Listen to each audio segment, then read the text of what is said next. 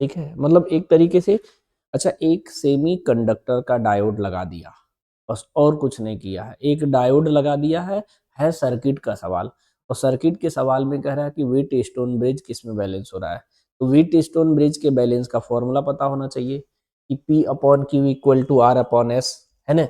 मतलब आपको इतना ही तो पता होना चाहिए कि व्हीट स्टोन ब्रिज हम लोग कैसे बनाते थे जी, ऐसे। इसका बेसिक फंडामेंटल क्या होता है, यही तो होता है। यहाँ हम लोग ऐसे बनाते थे, थोड़ा रजिस्टेंस यहाँ से बनाते, ठीक है, ऐसे। थोड़ा मेरा डायग्राम उतना अच्छा नहीं बन रहा है, उसके लिए ना यहाँ पे व्हीट स्टोन ब्रिज बनाते, यहाँ पर की यूज करते हैं, इस रास्ते में गैल्वेनोमीटर यूज करते थे, यहाँ पे एक की यूज करते, इसको क्लोज्ड करते थे, ये ईएमएफ ई मान लेते हैं, P Q R S. P upon Q equal to R upon S होगा, तो हम कहते हैं कि बैलेंस व्हीट स्टोन ब्रिज है।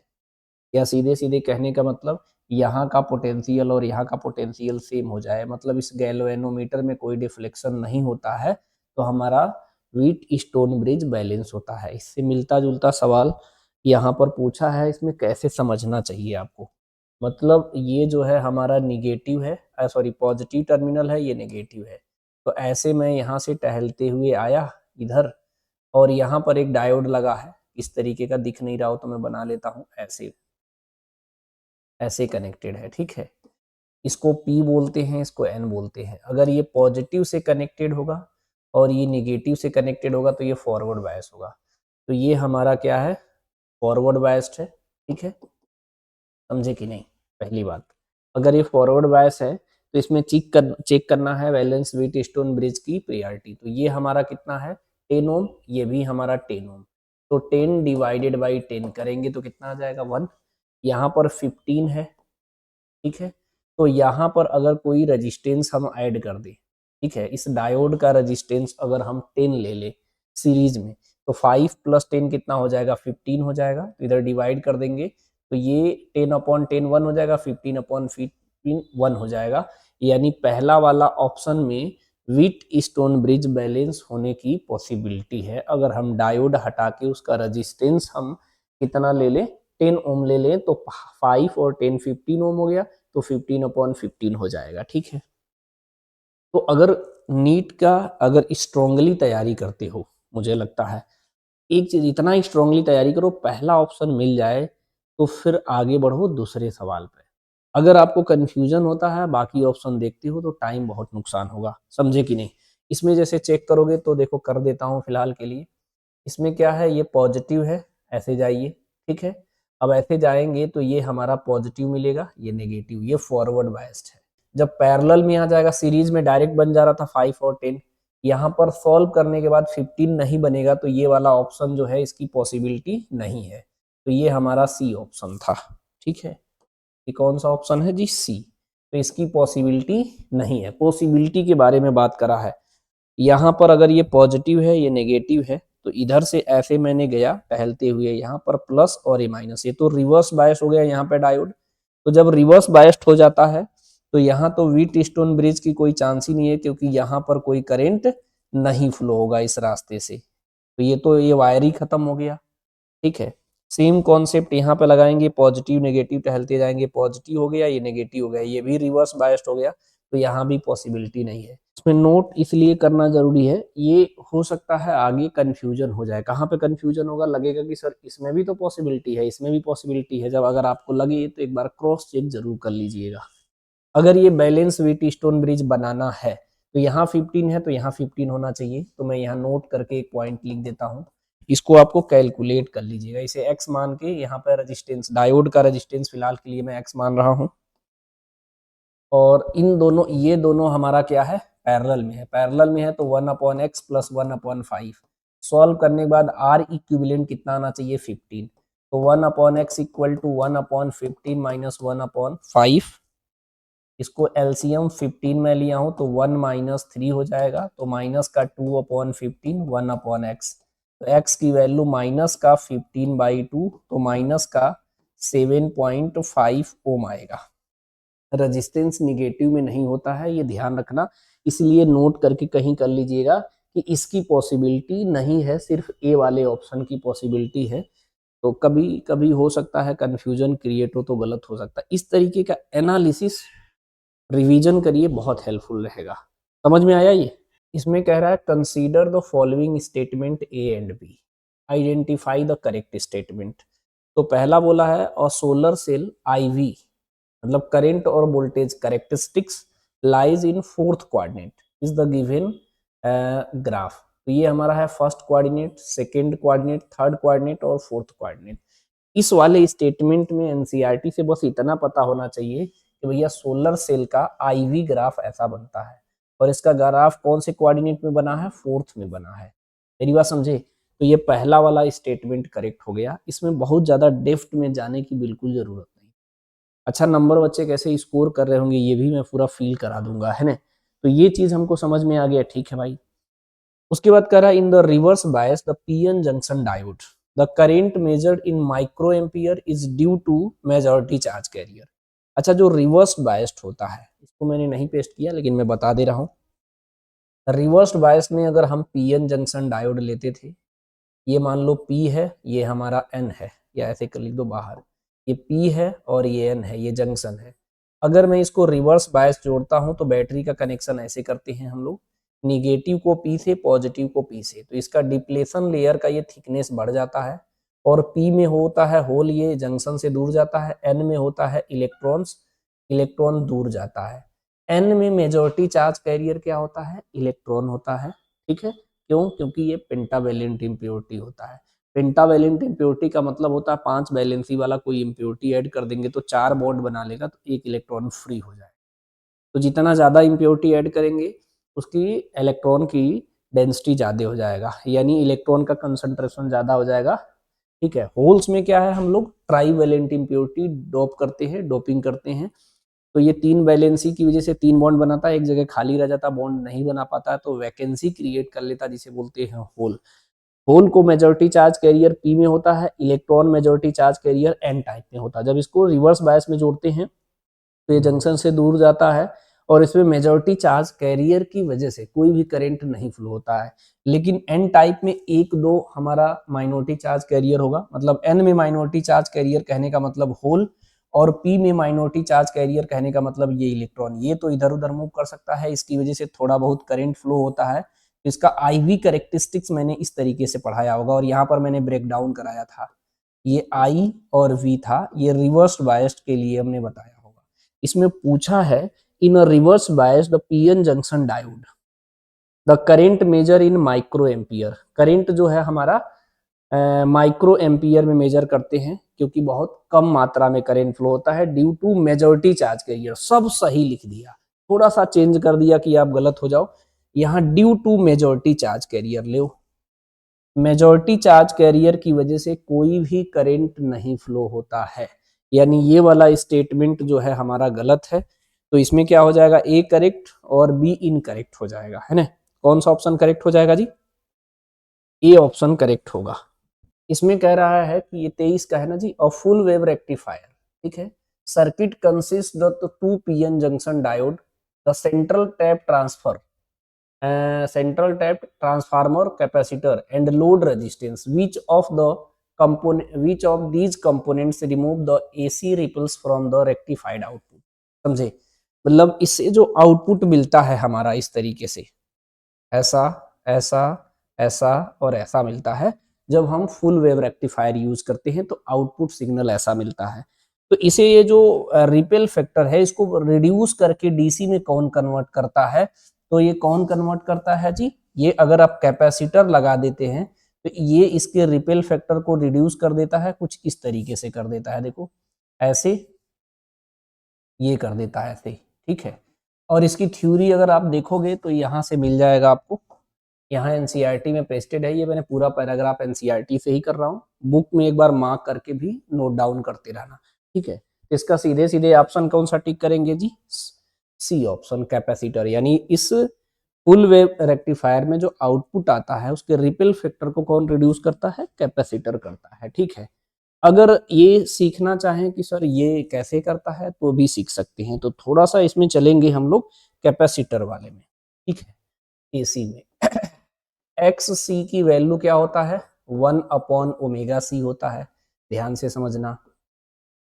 अगर मैं इसके लिए यूज करूंगा क्या यूज करूंगा ओमेगा की वैल्यू, अगर हम जीरो लेंगे मतलब डीसी के लिए, omega not equal to zero कुछ ना कुछ होगा एसी के लिए। तो अगर ओमेगा यहाँ पे जीरो पुट कर देंगे तो एक्स सी की वैल्यू क्या हो जाएगा, इनफाइनाइट, और आई की वैल्यू क्या हो जाएगा, वी अपॉन एक्स सी।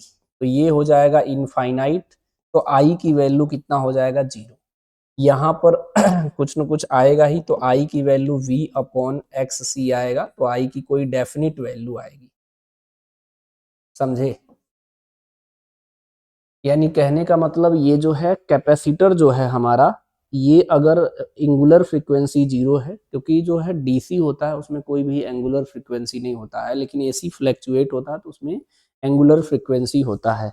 यानी ये वाले करंट को कैपेसिटर नहीं पास करता है, सिर्फ एसी वाले को पास करता है। समझे? एक और भी तरीका है, कैपेसिटर इस तरीके से बना है, तो जब ऐसे करंट जाता है तो नहीं पास होता है, ऐसे याद करने का भी तरीका है। लेकिन अगर कैपेसिटर में कोई इस तरीके से फ्लैक्चुएशन वाला करंट आएगा तो ये चला जाएगा ऐसे। ऐसे तो जाता है फ्लैक्चुएशन, ऐसे ऐसे ऐसे। समझे कि नहीं? लर्न करने के लिए। यानी ये एसी को पास करता है, डीसी को ब्लॉक कर देता है। यानी इसमें जो क्वेश्चन में हम लोग कर रहे हैं ये क्या करेगा जी, एसी को इधर कर देगा, बाकी जो डीसी करंट इधर है तो आउटपुट में ये प्योर डीसी में कन्वर्ट कर देगा। मतलब इसे जो फ्लैक्चुएट हो रहा है उसको रिड्यूस कर देगा, वो रिड्यूस कर देगा, इसलिए हमारा आगे। लेकिन फिलहाल अगर हम आंसर की बात करें तो बस इतने की जरूरत था कि भैया कैपेसिटर क्या करता है, हम लोग फुल वेव रेक्टिफायर के आउटपुट जो सिग्नल मिलता है, आउटपुट रिजल्ट मिलता है, उसके बाद कैपेसिटर का बस इतना काम है, इसको क्या करता है, ये रिपेल फैक्टर को रिड्यूस कर देता है। टिक करो, आगे बढ़ो। समझे बात को? इसमें क्या बोला है जी, ये कह रहा है फोटोवोल्टेइक, स्टेटमेंट का है, photovoltaic device can convert into optical radiation into electricity. तो फोटो इलेक्ट्रिक इफेक्ट में यही तो पढ़ते हैं कि हमारी सन से लाइट आई और किसी फोटोवोल्टेइक डिवाइस पे क्या होगा, पड़ेगी, वहां से इलेक्ट्रॉन का इमिशन होगा और सर्किट में जो है करंट फ्लो, जो इलेक्ट्रॉन निकलता है उसको बोलते हैं हम लोग फोटो इलेक्ट्रॉन्स, और जो करंट फ्लो होता है उसको बोलते हैं फोटो इलेक्ट्रिक करंट। यानी ऑप्टिकल सिग्नल से जो each new intensity of radiation आ रहा है हमारा, एच न्यू, उसको किस में कन्वर्ट करता है, इलेक्ट्रिसिटी में। तो बेसिक फंडामेंटल है, तो पहला वाला स्टेटमेंट जो है सही है। दूसरा कह रहा है Zener diode design operate under the reverse bias in breakdown region, बिल्कुल सही है। जेनर डायोड जो होता है हमारा रिवर्स बायस में काम करता है, ऑपरेट होता है, और ये कहाँ पे काम करता है, जेनर ब्रेक डाउन में। जेनर ब्रेक डाउन कहाँ पे बताए थे जी, इस तरीके से बताए थे रिवर्स में। जो यहाँ से करंट जाता है, यहाँ पे सडनली करंट अगर मैक्सिमम हो जाता है, इसे बोलते हैं आई और वी। समझे कि नहीं? बोलो जी। इसमें क्या है, इसके बाद जो है हमारा करंट की वैल्यू चाहे जितना बढ़ा लो, इसमें वोल्टेज में कोई फर्क नहीं पड़ेगा, मतलब इसकी वोल्टेज फिक्स रहेगा, तभी तो ये वोल्टेज स्टेबलाइजर का भी काम करता है। समझे कि नहीं? ये वोल्टेज को कंट्रोल करता है, किसी डिवाइस को एक स्पेसिफिक वोल्टेज प्रोवाइड करता है हमारा। समझे कि नहीं? उसे कम या ज्यादा नहीं होने देता, वोल्टेज को कांस्टेंट रखता है। तो इसका हमारा स्टेटमेंट दोनों करेक्ट है, तो ए ऑप्शन करेक्ट हो गया हमारा। इसमें यही तो पूछा है हमारा। क्या पूछ रहा है जी, P type extrinsic semiconductor is obtain when germanium is doped. ठीक है, मतलब इसमें कह रहा है हमारा पी टाइप सेमीकंडक्टर। पहली बात तो पी टाइप सेमीकंडक्टर और एन टाइप सेमीकंडक्टर पता होना चाहिए। पी टाइप सेमीकंडक्टर क्या होता है, ट्राईवेलेंट इम्प्योरिटी डोपिंग से मिलता है। N type semiconductor pentavalent impurity से मिलता है। अगर मैं पीरियोडिक टेबल में चलेंगे हम लोग, तो ये 13 boron family, boron, aluminium, gallium, indium, thallium से हमारा क्या मिलता है, पी टाइप सेमीकंडक्टर। और सिलिकॉन और जर्मेनियम क्या होता है, प्योर सेमीकंडक्टर। और नाइट्रोजन फैमिली 15 में चलेंगे तो ये मिलेगा हमारा N type semiconductor, nitrogen, phosphorus, arsenic, antimony, bismuth. ये एटलीस्ट याद होना चाहिए, है ना? तो इसमें क्या करना था, पी टाइप सेमीकंडक्टर, तो पी टाइप सेमीकंडक्टर में बोरॉन हो जाएगा सीधे सीधे। इसमें हमारे पास फिगर दिया हुआ है, एक यहाँ दिया है, एक यहाँ दिया है, एक यहाँ दिया है। ये कह रहा है in the given circuit 1 2 3 the potential drop across the 2 PN junction are क्या है, इक्वल इन, ठीक है। पोटेंशियल डिफरेंस ड्रॉप क्या करना, पीएन जंक्शन में इक्वल पूछ रहा है। तो ये नेगेटिव होता है, ये पॉजिटिव होता है, ये प्लस से कनेक्टेड है, ये माइनस से, फिर ये प्लस से कनेक्टेड है, ये माइनस से। ये भी फॉरवर्ड बायस्ड होगा, ये भी फॉरवर्ड बायस्ड होगा। यहाँ चेक करते ये माइनस होगा प्लस होगा, तो पॉजिटिव है नेगेटिव है, ये क्या होगा हमारा फॉरवर्ड बायस्ड होगा। यहाँ पर उल्टा कर दिया, एन कर दिया, ये नेगेटिव है, ये पॉजिटिव है, ये नेगेटिव है, तो ये एन आ गया ना, तो ये रिवर्स बायस्ड होगा। इसमें क्या है, पॉजिटिव है और ये नेगेटिव है, तो ये फॉरवर्ड पॉजिटिव और नेगेटिव। अगर हमारा पॉजिटिव पी से जुड़ा रहता है, पॉजिटिव पी से जुड़ा रहता है तो फॉरवर्ड बायस, और ये करो ना, ये माइनस है, ये पॉजिटिव से जुड़ा है नेगेटिव से, तो ये क्या हो गया हमारा फॉरवर्ड बायस्ड। आगे चलो, ये प्लस है ये माइनस है, तो पी प्लस है और एन माइनस है, तो ये भी फॉरवर्ड बायस हो गया। बस इसको फिगर बनाने का बस तरीका ही तो पलट दिया है, मतलब पोलरिटी बदलने से फिगर बदला है, मतलब इस पे कोई फर्क नहीं पड़ा है। ये भी दोनों फॉरवर्ड बायस है, इसमें भी दोनों फॉरवर्ड बायस है, तो इसका वोल्टेज और इसके वोल्टेज अक्रॉस जो है पीएन जंक्शन डायोड का सेम आएगा, मतलब इसमें और इसमें सेम आएगा फर्स्ट और थर्ड में।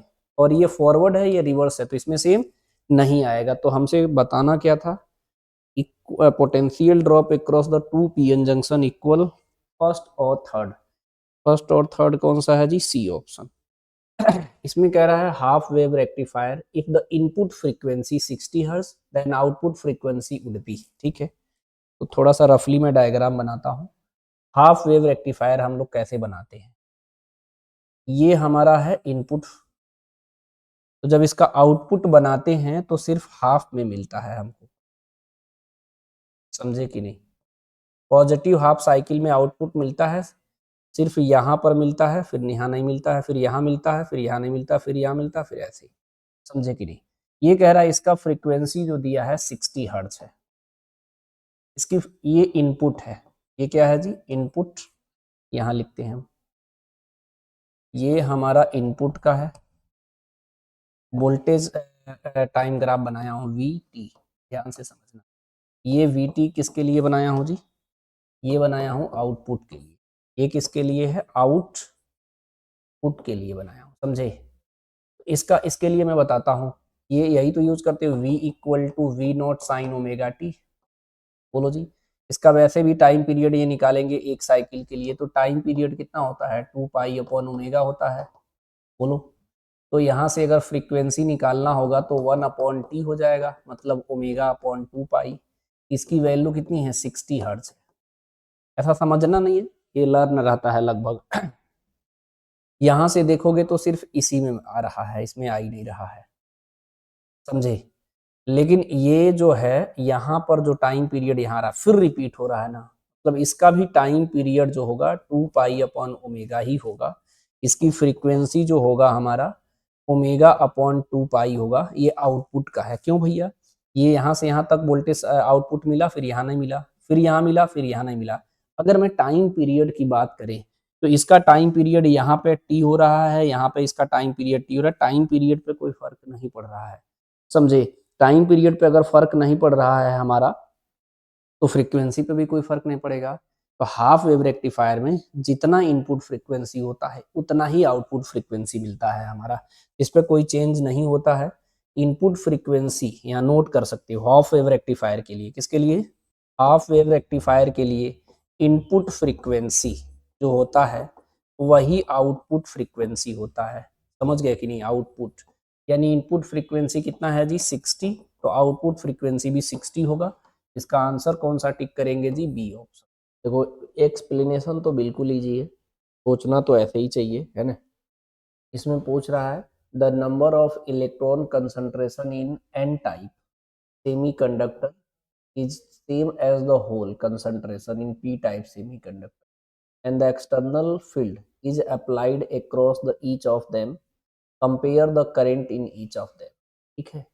मतलब हमारे पास कह रहा है कि एक पी टाइप सेमीकंडक्टर का टुकड़ा मान लीजिए, एक एन टाइप सेमीकंडक्टर का, ठीक है। इसमें क्या है,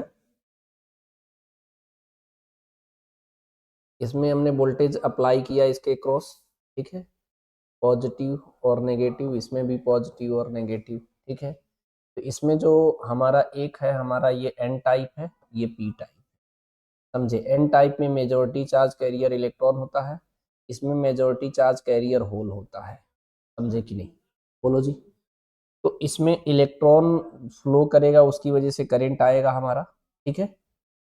तो इसमें करंट होगा ड्यू टू इलेक्ट्रॉन्स और इसमें करंट होगा ड्यू टू होल, समझे। यानी पी टाई सेमीकंडक्टर में अगर मैं मैकेनिज्म के ऑन द बेसिस पे बात करूं तो हम ऐसे लिख सकते हैं कि आई की वैल्यू क्या होता है जी, क्यू डिवाइडेड बाई टी, तो ये होता है N E divided by T, है ना। बोलो जी। तो ये इसमें क्या है, पर सेकेंड की बात करूं मैं, तो इलेक्ट्रॉन जैसे मान लीजिए यहाँ से फ्लो करेगा, इलेक्ट्रॉन मान लो इसमें मूव कर रहा है ना, तो इलेक्ट्रॉन यहाँ से यहाँ आ रहा है, ठीक है। लेकिन यहाँ पर जो होल बनता है, होल, वो इलेक्ट्रॉन को क्या कराता है, जंप कराता है। होल की टेंडेंसी है, याद रखना, होल जो होता है वो पॉजिटिव चार्ज होता है, उसकी टेंडेंसी होता है कि पड़ोसी वाले इलेक्ट्रॉन को जंप करा ले, ठीक है। तो इसमें जो करंट फ्लो होगा जंपिंग ऑफ इलेक्ट्रॉन की वजह से, तो ऐसा लगेगा कि होल इधर मूव कर रहा है, इसकी वजह से इसमें करंट मूव कर रहा है, ठीक है।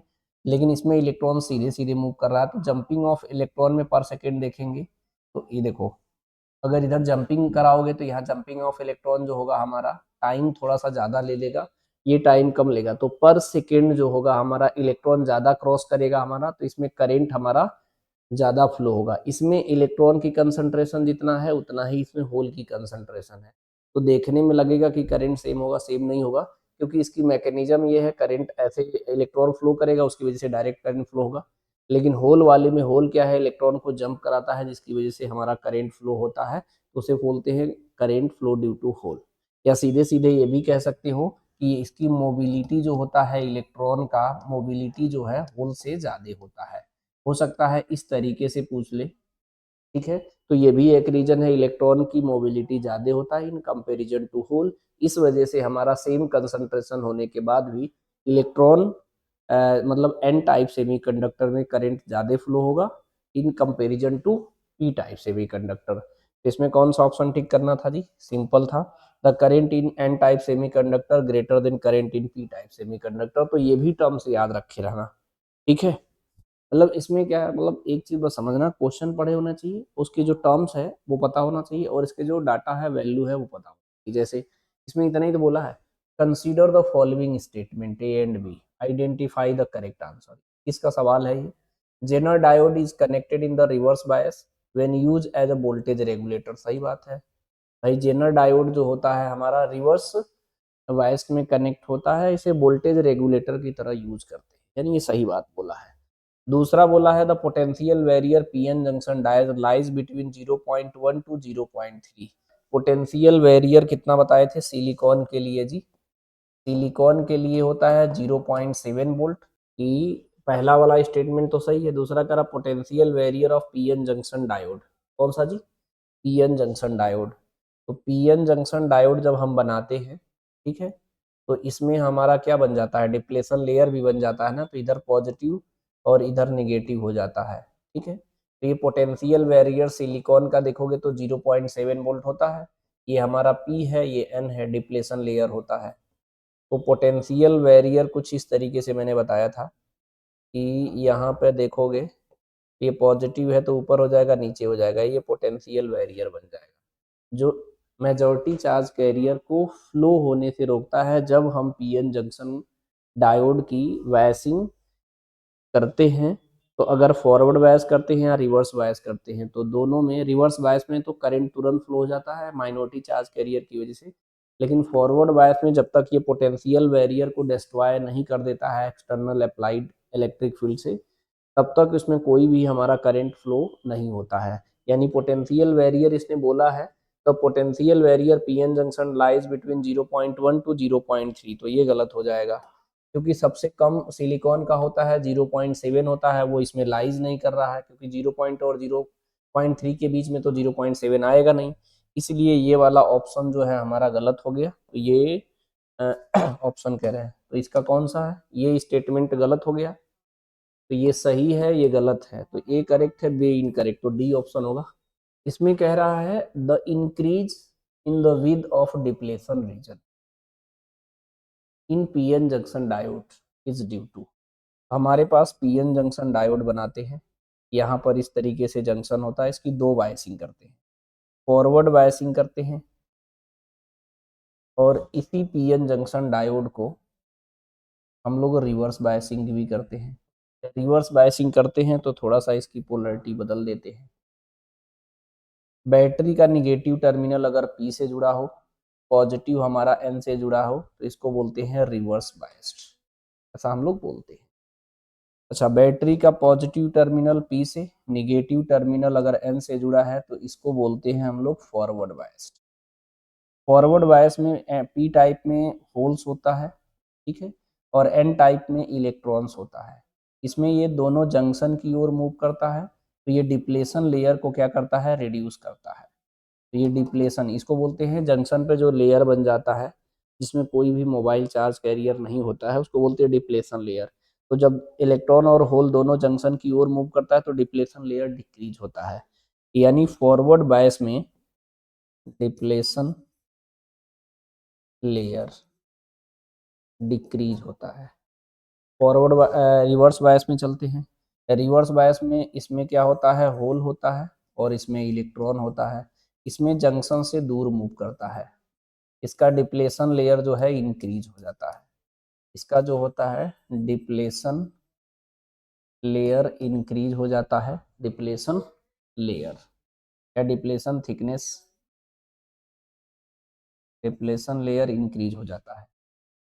मतलब इसमें जो है रिवर्स बायस में कोई भी करंट नहीं फ्लो होता है, क्योंकि ये डिप्लेशन लेयर इतना मोटा हो जाता है, इधर कोई भी current electron majority charge career को नहीं फ्लो होने देता है।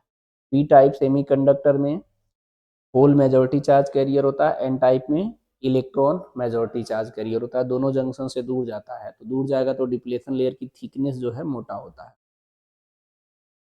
फॉरवर्ड बायस में क्या होता है हमारा, इसमें पी टाइप में मेजॉरिटी चार्ज कैरियर होल होगा, एन टाइप में इलेक्ट्रॉन होगा, दोनों जंक्शन की ओर मूव करेगा तो डिप्लेशन लेयर जो है डिक्रीज होता है, समझे। तो इसमें सवाल में बस इतना सा पूछा था कि पीएन जंक्शन डायोड में डिप्लेशन लेयर कह रहा the increase with in the depletion layer, किसमें इंक्रीज हो रहा है जी, रिवर्स बायस्ड में, तो बी ऑप्शन करेक्ट हो जाएगा। For a P type semiconductor which of the following statement are true. अच्छा, स्टेटमेंट का सवाल है, पी टाइप सेमी कंडक्टर है ना जी। पी टाइप सेमी कंडक्टर में क्या होगा, electrons are majority charge carrier and pentavalent atoms are the dopants. Electron majority charge carrier, P type semiconductor में मेजॉरिटी चार्ज कैरियर क्या होता है जी, होल होता है, क्योंकि इसमें ट्राईवेलेंट इम्प्योरिटी ड्रॉप करते हैं। तो ये वाला स्टेटमेंट जो है गलत हो गया। Electron are the majority charge carrier, यही गलत हो गया। Hole is the majority charge carrier and trivalent impurity atoms are dopant, C सही है। Holes are the majority charge carrier and pentavalent, holes majority charge carrier तो होता है, लेकिन पेंटावेलेंट इम्प्योरिटी इसमें डोपिंग नहीं करते हैं, ट्राईवेलेंट इम्प्योरिटी करते हैं, ठीक है। तो ये वाला जो है गलत हो गया, यानी इस क्वेश्चन का फाइनल आंसर जो है सी ऑप्शन। अगर इस तरीके का कोई सवाल आता है तो बस एक चीज ध्यान रखना, दो टर्म में मैंने फॉर्मूले को बताया हूं और याद भी रखना, ठीक है। इसमें कह रहा है an LED is constructed a PN junction diode using this the energy gap this the wavelength of light emitted. जो लाइट इमिट करेगा हमारा एलईडी का वेवलेंथ बता रहा है, कब, जब उसका एनर्जी गैप कितना दिया है जी हमारा 1.9 इलेक्ट्रॉन वोल्ट, पता है एनर्जी गैप ईजी, ये जो निकलेगा एनर्जी रेडिएशन करेगा हमारा लाइट में, एच न्यू होता है या इसे एच सी बाई लेमडा लिखते हैं। इसे कैलकुलेट करने का तरीका मैंने ऐसे बताया था, इसे याद करें 12400, ठीक है, बोलो जी। और यहाँ पर लेमडा अगर आप एंगस्ट्रॉम में रखते हैं तो ये सॉल्व करेंगे तो इलेक्ट्रॉन वोल्ट में आएगा। दूसरा, अगर हमारा 124 एक ही जीरो लेते हैं तो लेमडा ये नैनोमीटर में होगा और ये हमारा सॉल्व होके इलेक्ट्रॉन वोल्ट में आएगा। ये इस दोनों टर्म में आंसर याद रखते रहो तो थोड़ा कम टाइम में सॉल्व होगा। फिलहाल हमारे सवाल में वेवलेंथ पूछा है तो हम ऐसे कर सकते हैं, लेमडा की वैल्यू जो होगा हमारा 12400 डिवाइडेड बाई ई जी, ये इलेक्ट्रॉन वोल्ट में होगा। अगर मुझे एंगस्ट्रॉम में निकालना होगा तो 2 जीरो लीजिएगा, और लेमडा 12410 अगर लेंगे हम तो ये ई जी एनर्जी गैप जो है, एनर्जी गैप इलेक्ट्रॉन वोल्ट में है। आंसर जो है हमारा नैनोमीटर में, इसमें आएगा नैनोमीटर में। तो मेरा एडवाइस है कि भाई ये याद रखे रहो। जब ये याद रखे रहोगे तो ऑप्शन देख के डायरेक्ट टिक करा जा सकता, सॉल्व भी हो सकता, ना ही करना पड़े, क्योंकि इसमें जो है हमें वेवलेंथ बताना है, ठीक है। तो मीटर में भी दिया है, नैनोमीटर में दिया है, एंगस्ट्रॉम में दिया है। तो मैं ये वाला फिलहाल लगा रहा हूँ क्योंकि उसे देख के लग रहा था यही होगा, तो मैं इस वाले पोर्शन को सॉल्व कर रहा हूँ, इस वाले कॉन्सेप्ट का इस्तेमाल कर रहा हूँ, ध्यान दीजिएगा। तो अगर मैं लेमडा यहाँ से निकालूंगा तो 12400 डिवाइडेड बाई कितना है 1.9 इलेक्ट्रॉन वोल्ट है, मैं इसे 2 ले रहा हूँ, ध्यान दीजिएगा 2। इसको कट करेंगे तो हो जाएगा 620 नैनोमीटर, ठीक है, 620 नैनोमीटर है। हमारे पास आंसर क्या है, ये मीटर में करोगे भी नैनोमीटर को तो 10 की पावर, मैं यहाँ लिख देता हूँ, 1 नैनोमीटर को मीटर में करोगे तो 10 की पावर -9 मीटर होगा, और 1 एंगस्ट्रॉम को करोगे तो 10 की पावर -10 मीटर होगा। ये अलग से कहीं नोट डाउन कर लीजिएगा, हो सकता है इसका जरूरत पड़े। तो नैनोमीटर को मीटर में करेंगे तो 10 की पावर -11 और 10 की पावर -26 आने की कोई प्रोबेबिलिटी नहीं है। 654 मतलब 620 क्यों आया है, क्योंकि मैं 1.9 नहीं लिया हूँ, मैं अप्रोक्सीमेटली डायरेक्ट आपको बता रहा हूँ सॉल्व करने का तरीका। तो हमारा कौन सा नैनोमीटर में आ रहा है, तो ये तो एंगस्ट्रॉम में है, तो ये बी ऑप्शन करेक्ट हो जाएगा। अगर आप एग्जैक्ट भी डिवाइड करेंगे तब आपका फाइनली आ जाएगा 654 आ जाएगा। ये कह रहा है PN junction diode change in the temperature due to heating, ठीक है। अगर हमारे पास पीएन जंक्शन डायोड जो होता है कैसे बनता है जी, इसमें यहाँ जंक्शन होता है, इसको हम लोग कैसे जोड़ते हैं, फॉरवर्ड बायस अगर बनाना होता है तो पी टाइप को प्लस से और एन टाइप को एन से जोड़ते हैं, ठीक है। और ये इलेक्ट्रॉन्स जो होता है हमारा इसमें इसमें होल होता है, होल जंक्शन की ओर मूव करता है, इसमें इलेक्ट्रॉन जंक्शन की ओर मूव करता है, इसका डिप्लेशन लेयर थिन रहता है। लेकिन अगर हमारे पास पीएन जंक्शन डायोड को अगर हमें रिवर्स बायस्ड में ऐड करना हो तो क्या करते हैं, निगेटिव टर्मिनल को पी से, पॉजिटिव टर्मिनल को एन से जोड़ देते हैं। इसके होल होते हैं, इसमें मेजॉरिटी चार्ज कैरियर दूर जाएगा, इसमें इलेक्ट्रॉन होता है ये भी दूर जाएगा, तो इसका डिप्लेशन लेयर इंक्रीज हो जाता है। इस तरीके के अरेंजमेंट को बोलते हैं फॉरवर्ड बायस्ड, और इस तरीके के अरेंजमेंट को बोलते हैं रिवर्स बायस्ड। अब इसमें कह रहा है कि पीएन जंक्शन डायोड, ठीक है, का टेम्परेचर चेंज करेंगे। अगर इसका टेम्परेचर बढ़ाएंगे तो सेमी कंडक्टर का ही तो है, पी और एन मिला के पीएन जंक्शन डायोड बनाएंगे। तो जब आप क्या करेंगे, टेम्परेचर बढ़ाएंगे तो कोवैलेंट बॉन्ड ब्रेक होगा, इलेक्ट्रॉन होल पेयर ज़्यादा जनरेट होगा। इलेक्ट्रॉन पोल पेयर ज़्यादा जनरेट करेगा तो वो जो है पी फॉरवर्ड बायस वाले केस हो चाहे रिवर्स बायस वाला केस है, दोनों में इफेक्ट करेगा। तो इस सवाल में सिर्फ इतने तो पूछा, देखो ज़्यादा नहीं, लेकिन अगर बेसिक कॉन्सेप्ट क्लियर है तो आप आंसर सही टिक करोगे।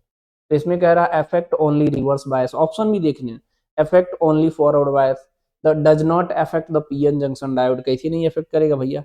इसमें जब हीट करोगे तो कोवेलेंट बॉन्ड ज्यादा ब्रेक होगा, तो ये पीएन जंक्शन डायोड जितना ज्यादा इलेक्ट्रॉन होल पेयर हो जाएगा उतना ही ज्यादा मूव करेगा, समझे कि नहीं। इसका डिप्लेशन लेयर थोड़ा और थिन हो जाएगा, समझे कि नहीं, मेरी बात समझ रहे हो। तो हीटिंग से क्या होता है, हीटिंग से क्या कोवेलेंट बॉन्ड ब्रेक होता है, इलेक्ट्रॉन होल पेयर ज्यादा जनरेट होता है, ठीक है।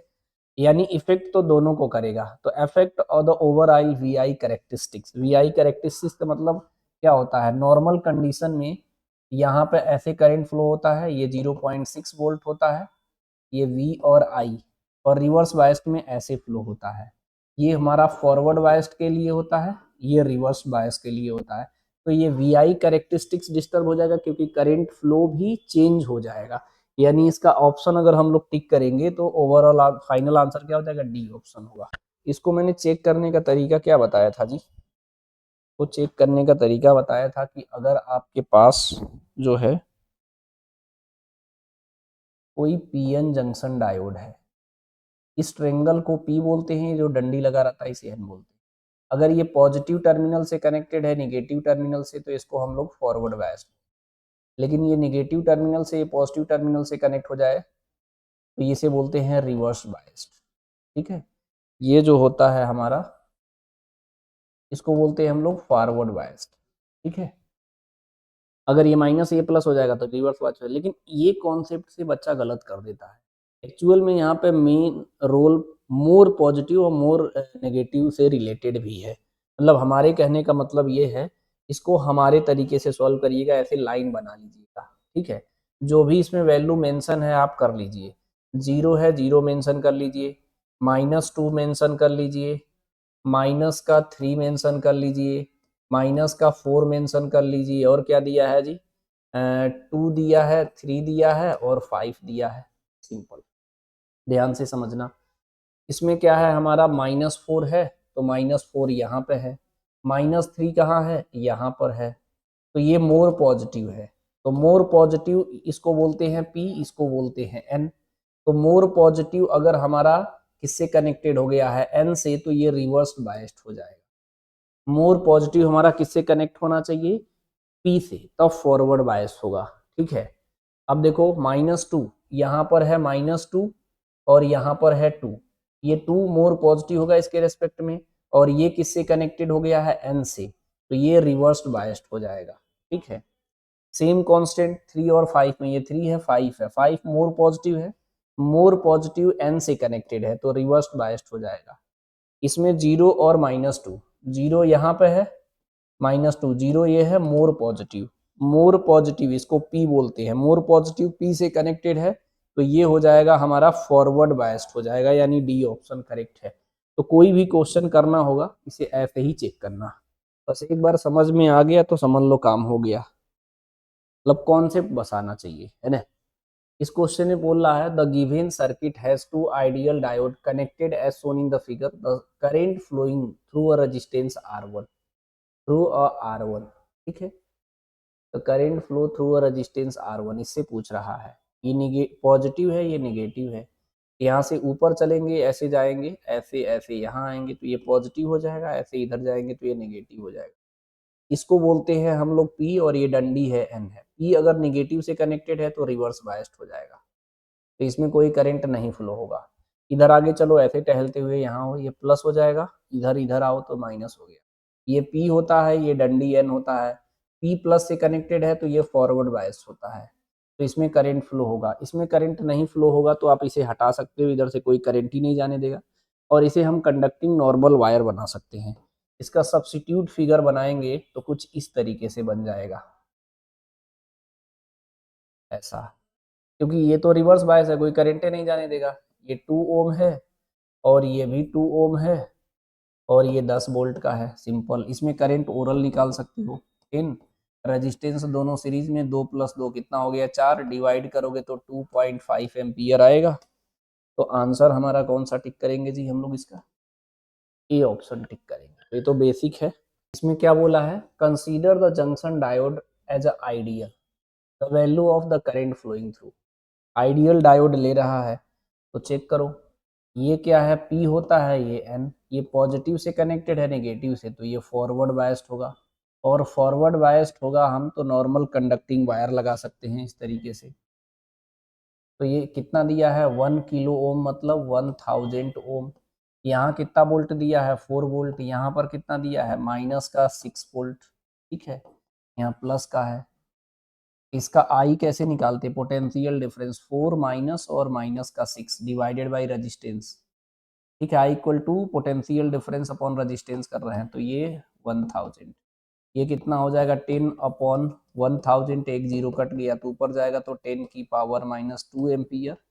तो करंट 10 की पावर -2 एम्पियर आएगा, यानी हमारा डी ऑप्शन करेक्ट है। तो इधर के सब बेसिक फंडामेंटल का है। इसमें कह रहा है, in the given figure a diode D is connected to an external resistance 100 ohm and EMF 3.5 volt. ठीक है, if the barrier potential difference across the diode is 0.5 volt, the current in the circuit is. तो मैंने एक चीज बताया था, ये जो पीएन जंक्शन डायोड होता है इस तरीके से, ये पी होता है, ये एन होता है। अगर ये पोटेंशियल बैरियर इसे बनाना होगा तो ऐसे बनेगा, ये माइनस होता है, ये प्लस होता है, और ये जो वोल्टेज अगर दिया होगा आप उसे लगा सकते हो सिंपली। समझे कि नहीं? बोलो जी। तो इसमें ऑलरेडी दे दिया है, इसका पोटेंशियल बैरियर 0.5 वोल्ट है, तो इसे सिंपली V1 मान सकते हो, इसे V2 मान सकते हो, इसे V मान सकते हो। ठीक है, ये पॉजिटिव से कनेक्टेड है, ये नेगेटिव से, तो ये फॉरवर्ड बायस है, ये रिवर्स बायस है, और इसको हटा के इतना वोल्ट की बैटरी लगा सकते हैं। ठीक है, समझे? तो इसको अगर आप सॉल्व करोगे तो V इक्वल टू क्या लिखते हैं, करंट सॉल्व करते हैं, current electricity, V equal to V1 plus V2 करते हैं हम लोग, सिंपल यही करते हैं ना, V1 प्लस V2। तो V कितना है 3.5, V1 0.5 प्लस V2, तो V2 की वैल्यू 3.5 माइनस 0.5, तो ये हो गया हमारा 3 वोल्ट आया। कितना आया जी? 3 वोल्ट, ये V2 आया। और हमें जो करंट इसके हिसाब से भी हम निकाल सकते हैं हम लोग, यहाँ पे अगर पोटेंशियल डिफरेंस पता चल जाए तो करंट यहीं से भी निकाल सकते हैं। I equal to potential difference 3 volt है, रेजिस्टेंस कितना है 100, तो ऊपर जाएगा तो 3 इंटू 10 की पावर -2 हो गया। इसे लिख सकते हैं 30 इंटू 10 की पावर -3। ऐसा लिख इसलिए रहे हैं क्योंकि सारे आंसर मिली एम्पियर में दिया है, तो ये एम्पियर में आया। तो आपको पता है 1 मिली एम्पियर में होता है 10 की पावर -3 एम्पियर, तो इसे हटा दोगे तो ये हो जाएगा 30 मिली एम्पियर। इतना करंट आएगा, यानी ऑप्शन कौन सा करेक्ट हो जाएगा जी? सी वाला सही हो जाएगा। इसमें बस इतनी सी बात बोला है, in PN junction diode square input signal 10 volt, मतलब इस बार जो इनपुट का सिग्नल है वो कह रहा है भैया कि ऐसा ले लो, स्क्वायर टाइप का। अक्सर सिग्नल हम लोग कैसा लेते थे, इस तरीके से सिग्नल लेते थे हम लोग, ऐसा इनपुट सिग्नल ले रहे थे, फिर आउटपुट सिग्नल सिर्फ एक डायोड का निकाल रहे थे, तो हाफ वेव रेक्टिफायर ऐसे बताए थे, ऐसे ऐसे बन रहा था। ठीक है, लेकिन अभी जो सवाल है ये सवाल नहीं है, ये कह रहा है कि जो हमारा इनपुट सिग्नल है वो रेक्टेंगल टाइप का है, इस तरीके स्क्वायर टाइप का है, इस तरीके का है। समझे कि नहीं? बोलो जी। तो ये निगेटिव है, ऊपर पॉजिटिव है, ये कह रहा है इस तरह से कनेक्टेड होगा। अगर ये पॉजिटिव से कनेक्टेड होगा हमारा, और तो ये P होता है, ये N, तो ये किसका काम करेगा? फॉरवर्ड बायस का काम करेगा। तो इसमें आउटपुट वोल्टेज जो आएगा हमारा रेक्टेंगल टाइप का ही बनेगा, तो ये इस तरीके का बनेगा, है ना, 5 वोल्ट। तो चेक करो जरा, 5 वोल्ट का बनेगा, बड़ा मत कर देना, प्लस 5 वोल्ट। ढूंढना जरा जी, ये तो उल्टा बना है, ये 10 10 का बन गया, बी ऑप्शन करेक्ट हो जाएगा। इसमें सिर्फ आउटपुट का सिग्नल, ये आउटपुट का जो लोड रेजिस्टेंस का आउटपुट का ये बनेगा। 1 मिनट समझिए, इस तरीके का सिग्नल लेते हैं ना हम लोग ऐसा, तो ऊपर प्लस 5 वोल्ट होता है तो नीचे -5 वोल्ट होता है ना, नहीं समझे? इस सिग्नल ही चेंज कर दिया, सिग्नल को कैसा बना लिया, सिग्नल को ऐसे बना लिया, यहां से लाइन ड्रॉ करिए और सिग्नल को ऐसा बनाया है, ऐसा। ध्यान से समझ रहे हो क्या बात को? बोलो जी।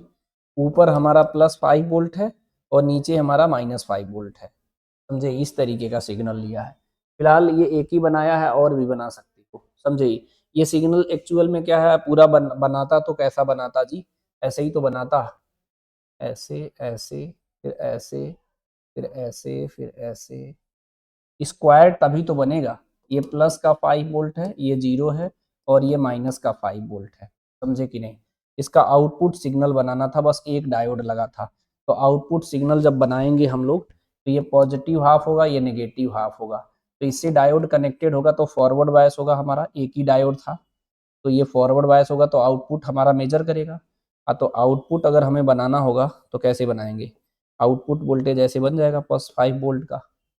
नहीं समझे क्या? बोलो जी। तो एक बना दिया है तो थोड़ा सा लग रहा होगा ये क्या बनाया है, नहीं समझे? मतलब इस तरीके का है, अब तो नहीं कंफ्यूज हो?